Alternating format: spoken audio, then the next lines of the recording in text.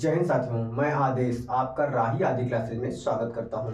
हम सभी आज एक नए चैप्टर की शुरुआत करेंगे, वह है उपसर्ग। उपसर्ग क्या होता है कि जिस शब्द के पहले आकर उस शब्द के अर्थ में परिवर्तन उत्पन्न कर दे तो वह हमारा उपसर्ग होता है।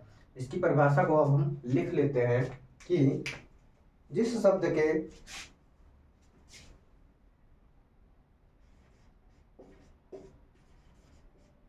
परिभाषा क्या है कि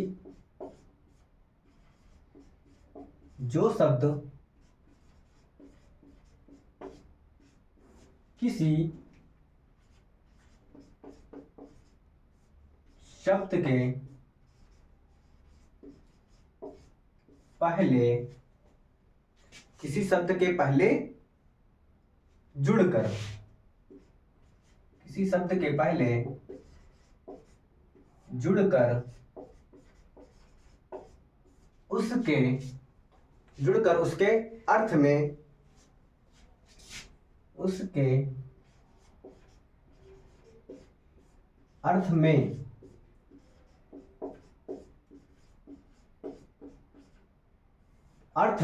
अर्थ में परिवर्तन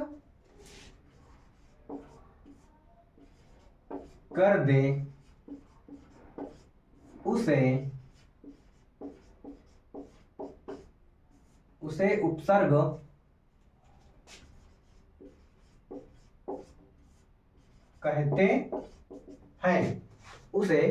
कहते हैं। जैसे हार एक शब्द है। जैसे हम देखते हैं कि हार ये हमारा शब्द है। हार का एक अर्थ होता है पराजय। हार का अर्थ पराजय है। क्या है? पराजय। लेकिन इसी हार के पहले हम प्रा उपसर्ग लगा देते हैं। कौन सा? जब प्रा उपसर्ग लगाएंगे तो हमारा क्या शब्द बनेगा? प्रहार। प्रहार शब्द बनेगा।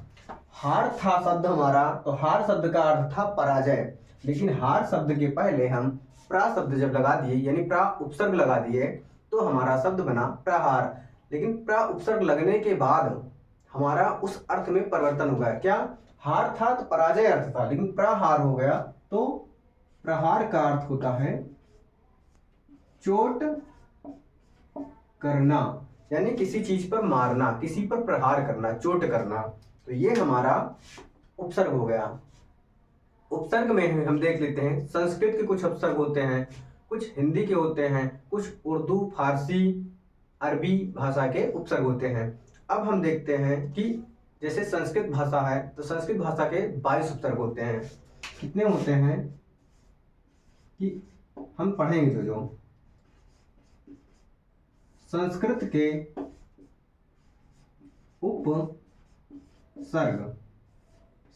उपसर्ग कितने पढ़ेंगे हम? 22 उपसर्ग पढ़ेंगे। उसके बाद हम पढ़ेंगे हिंदी के उपसर्ग। किसके?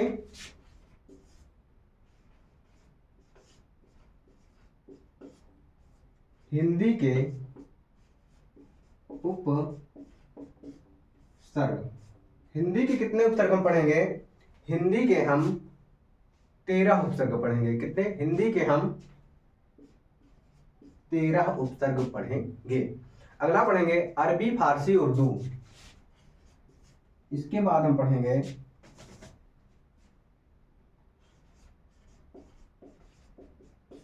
अरबी,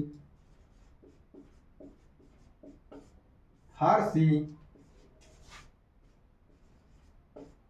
उर्दू। अरबी, फारसी, उर्दू के उपसर्ग हम पढ़ेंगे 19 उपसर्ग पढ़ेंगे। इन सभी को हम धीरे धीरे करके 3-4 क्लासों में पढ़ेंगे। अब हम शुरुआत करते हैं पहले, यानी संस्कृत के उपसर्ग से।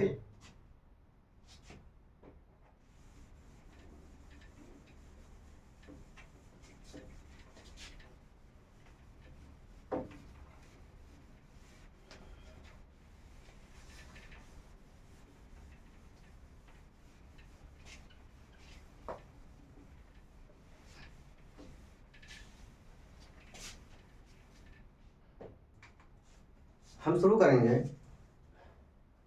संस्कृत के उपसर्ग।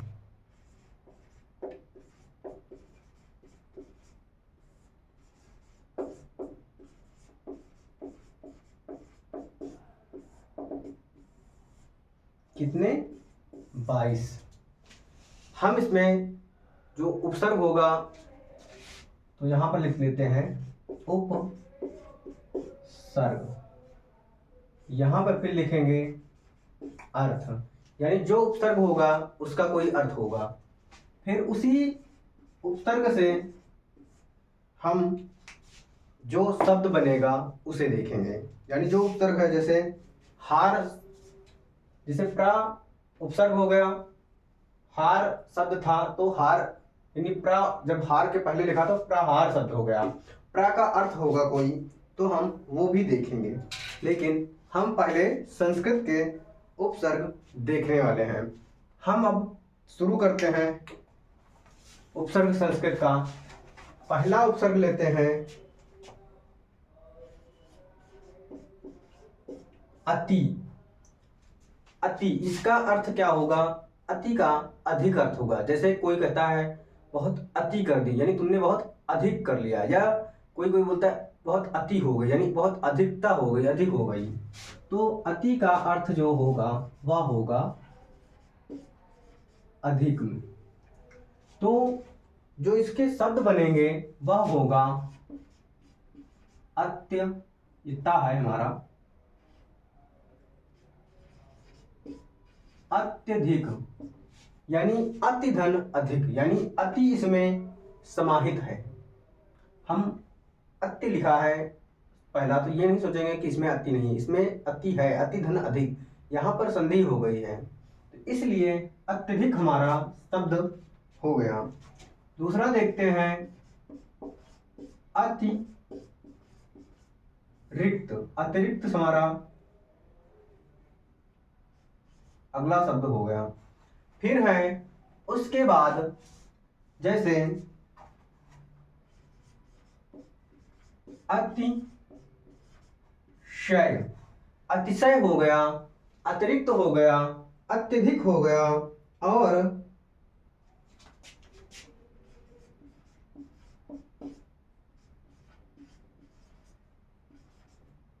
अतीन्द्रिय हो गया। कौन सा?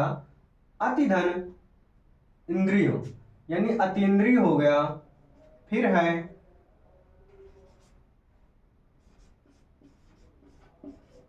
अत्यंत, यानी अतिधन अंत, यहां पर अत्यंत हो गया।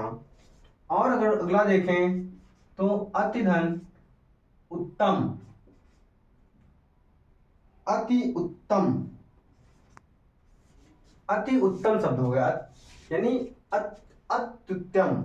हमारा जो है अति उपसर्ग है पहला। इसके बाद हम देखते हैं दूसरा उपसर्ग है अनु। अनु का अर्थ है पीछे, क्या?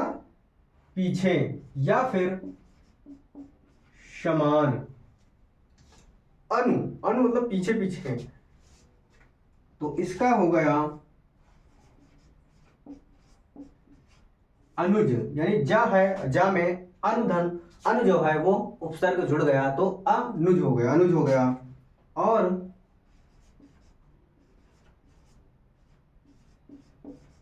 अनुरूप हो गया,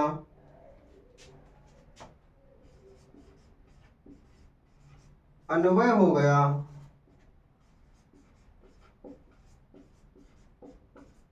अनुसार हो गया,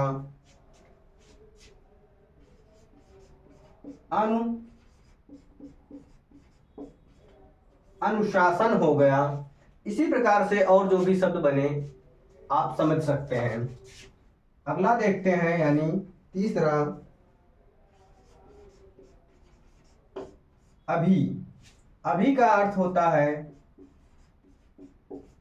सामने या पास, या फिर इसी का अर्थ होगा चारों ओर, चारों ओर। इसके शब्द देख लेंगे, क्या है? अभी, अभी नव, अभिनव शब्द हो गया, अभी अभिनय शब्द हो गया, अभ्या अभ्युदय हो गया। कौन सा? अभ्युदय, अभ्युदय शब्द हो गया, और अभी अभिमान शब्द हो गया। इसके बाद हम चौथा देख लेते हैं कि अव जो है वो हमारा उपसर्ग है। अव उपसर्ग है, और अव का जो अर्थ यानी हीन या फिर नीच होता है। तो इसका हम देखते हैं, जो शब्द बनेगा वह होगा अवतार, अवज्ञा और अवकाश। अवकाश शब्द हो गया। उसी प्रकार अवशेष शब्द हो गया। कौन सा? अवशेष।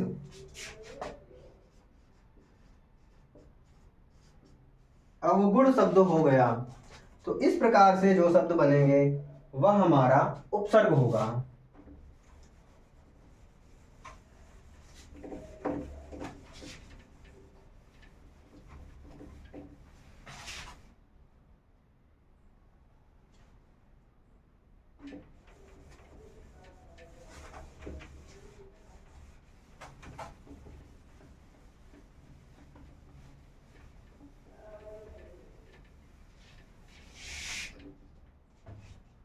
इसके बाद हम अब अगला देखते हैं, यानी कौन सा? पांचवा नंबर। पांचवा नंबर में हम देखते हैं कि आ हो गया।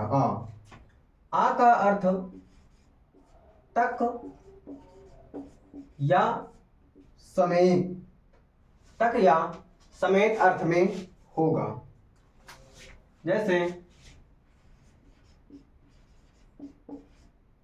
आघात, आघात शब्द हो गया, और आगम शब्द हो गया, आमोद शब्द हो गया। कौन सा? आघात, आगम, आमोद। और देखते हैं आतप शब्द हो गया। कौन सा? आतप हो गया।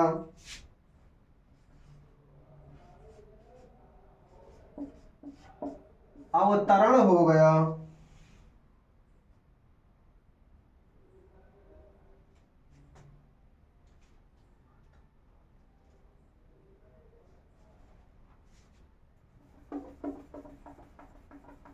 अवतरण नहीं होगा, सॉरी, आगमन लिख लेते हैं। गमन में आगमन हो गया। फिर हो गया आक्रमण, आक्रमण शब्द हो गए। इस तरीके कुछ और शब्द होंगे जो हम पढ़ेंगे, देखेंगे। जब हम ऑप्शन में देख लेंगे तो वहां से हम समझ जाएंगे कि किसमें कौन सा उपसर्ग है। अगला उपसर्ग देखते हैं उत। उत का जो अर्थ होगा वह होगा ऊंचा या श्रेष्ठ, ऊंचा या श्रेष्ठ। इसका बनेगा जो शब्द होगा उन्नति, उन्नति यानी उत्धन नति, उन्नति, उन्नत शब्द हो जाएगा। और हो जाएगा उन्नयन शब्द हो जाएगा। उत्थान शब्द हो जाएगा।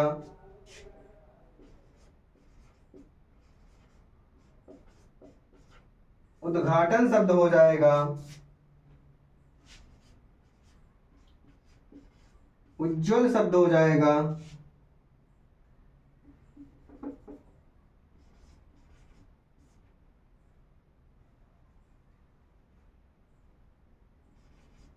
उज्ज्वल शब्द हो जाएगा और होगा उद्धार शब्द हो जाएगा। उत्धन लेख यानी उल्लेख भी शब्द आ जाएगा। इसके बाद हम अगला देखते हैं 7वां उप उपसर्ग। उप का अर्थ होगा निकट या फिर गौड़।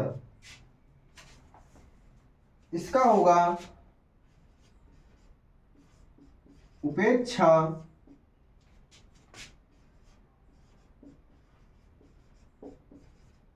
उपाध्यक्ष,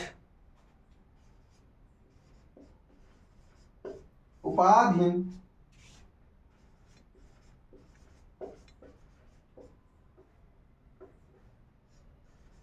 उपदेश,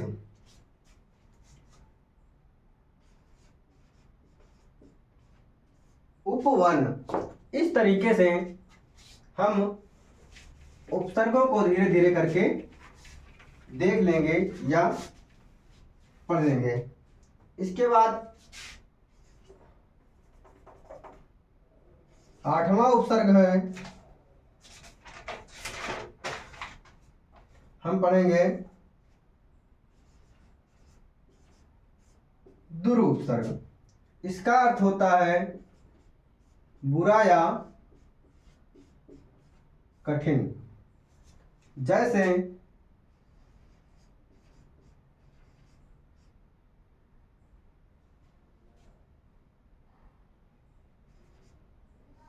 दुराशय, दुराशय या फिर दुराशा या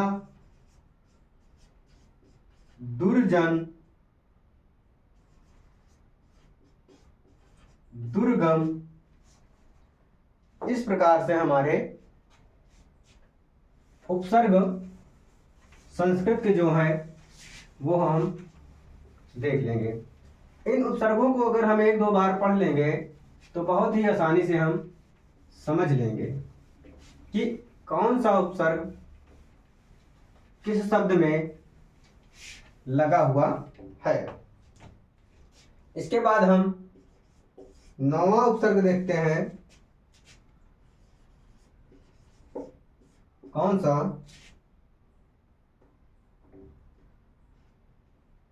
दुष्उपसर्ग। इसका भी अर्थ बुरा या कठिन होता है। जैसे दुष्कर, दुष्कर हो गया दुस्साहस, दुस्साहस शब्द हो गया दुष्शासन, दुशासन शब्द हो गया। इसी प्रकार से और भी शब्द होंगे। इसके बाद हम 10वां उपसर्ग देखते हैं। कौन सा? निरुपसर्ग। इसका अर्थ होता है बिना या बाहर। इन उपसर्गों को हम देख लेते हैं। जैसे निरामिष,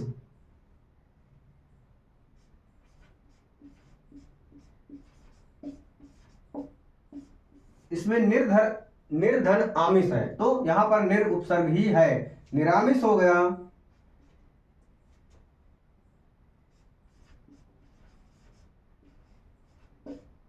निर्धन हो गया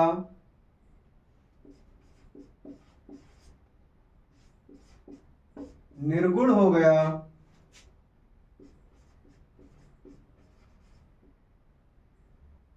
निराकर हो गया या निराकार हो गया।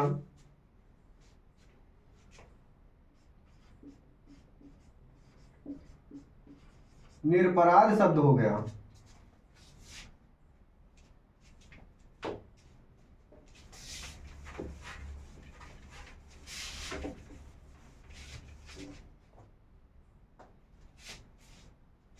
हमने अभी तक 10 उपसर्गों को देख लिया है। संस्कृत के होते हैं 22 उपसर्ग। 22 में हम अब जो 12 उपसर्ग है कल देख लेंगे। तो हमारा जो संस्कृत के उपसर्ग होंगे वो हम कल पढ़ चुके होंगे। फिर उसके बाद हिंदी का और उर्दू फारसी बचेगा। आज की क्लास को हम यानी यहीं तक पढ़ते हैं। इसके आगे की क्लास को हम कल पढ़ेंगे। आप सभी इस क्लास को लाइक कीजिए, शेयर कीजिए, सब्सक्राइब कीजिए। दोस्तों को धीरे धीरे करके जुड़ते रहिए। बस इतना ही कहना चाहेंगे। बस आज की क्लास को यहीं पे समाप्त करते हैं। धन्यवाद।